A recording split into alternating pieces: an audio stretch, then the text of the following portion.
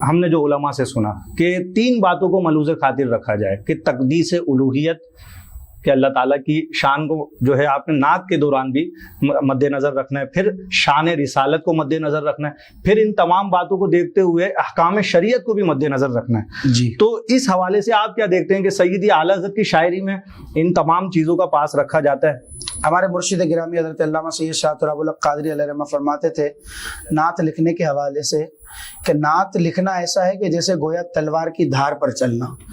تلوار کی دھار پر چلنے کی مثال اس لیے دی جاتی تھی کہ تلوار کی دھار پر چلنے والا بڑا انبیلنسڈ ہوتا ہے، یعنی ذرا اس طرف جھکا تو یہاں گر سکتا ہے، ذرا اس طرف جھکا تو وہاں گر سکتا ہے۔ اب نعت میں ان چیزوں کا بڑا جو ہے وہ اہتمام کیا جاتا ہے کہ کہیں ایسا نہ ہو کہ افراد کا شکار ہو جائے، کہیں ایسا نہ ہو کہ تفرید کا شکار ہو جائے، بہت زیادہ غلو بھی نہ ہو، کہیں توہین یا معاذ اللہ ثم معاذ اللہ تضحیق کے پہلو میں جی جی جو ہے وہ شامل نہ ہو جائے۔ جی جی۔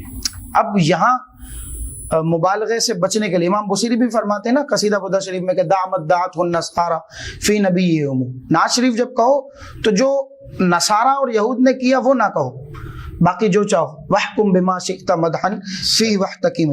اب کلام بلاغت کا جو نظام سے اردو شاعری کو اعلیٰ حضرت نے زینت بخشی، اس کے ساتھ ساتھ ایک عاشق صادق کے جذبات دل کو بھی اعلیٰ حضرت نے جو ہے وہ شریعت کے دائرے میں رہتے ہوئے تمام رعنائیوں کے ساتھ اظہار کا سلیقہ بھی تعلیم فرمایا۔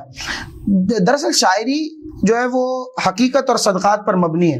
جی جی۔ اب اعلیٰ حضرت کی شاعری میں آپ کو تصنع نہیں ملے گا، بے جا غلو نہیں ملے گا، روایاتی تکلف نہیں ملے گا، اور اس طرح کی دروغ بیانی نہیں ملے گی، کس بیانی نہیں ملے گی، اور جذبات کے سیلاب میں بہنا نہیں ملے گا۔ اعلیٰ حضرت فرماتے ہیں کہ جب سرور عالم صلی اللہ علیہ وسلم کی یاد مجھے تڑپاتی ہے نا تو میں نعت کہتا ہوں، اور یہ نعتی اشعار سے قرار ملتا ہے دل کو، تسکین ملتی ہے دل کو، ورنہ شعر و سخن یہ میرا ذوق طبع نہیں۔ اور یہ وجہ ہے کہ اعلیٰ حضرت کی شاعری میں تقدیس الوہیت بھی آپ کو نظر آئے گا، آداب رسالت بھی آپ کو نظر آئے گا۔ ماشاءاللہ۔